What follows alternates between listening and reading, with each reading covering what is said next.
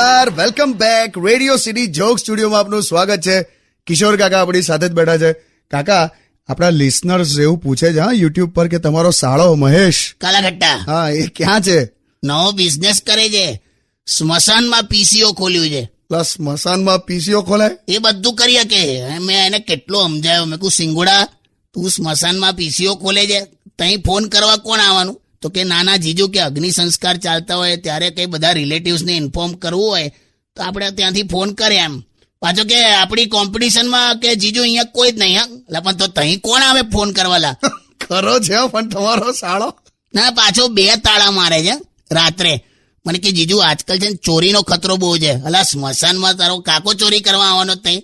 પણ નથી સમજતો. તને કહું, પહેલા પણ એને આવા ધંધા કરેલા, ના ચાલ્યા. કયો કયો? લા પિક્ચરના મલ્ટીપ્લેક્સમાં ઇન્ટરવલ વખતે ફિનાઇલની બોટલ વેચે. એટલે પફ સમોસા વેચાય, ફિનાઇલની બોટલ લઈને કોણ પિક્ચર જોવા બેહેલા? પછી કે ધંધો ના ચાલે. પણ ના જ ચાલે ને. પણ એને તો કઈક વચ્ચે રેસ્ટોરન્ટ પણ ખોલેલી ને? હા, આપણે કોઈક જગ્યાએ ઊભી રાખીને ગાડીના કાચ ના ખોલીએ ને, ત્યાં એને રેસ્ટોરન્ટ ખોલેલી.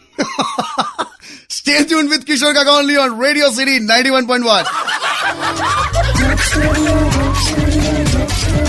Only on Radio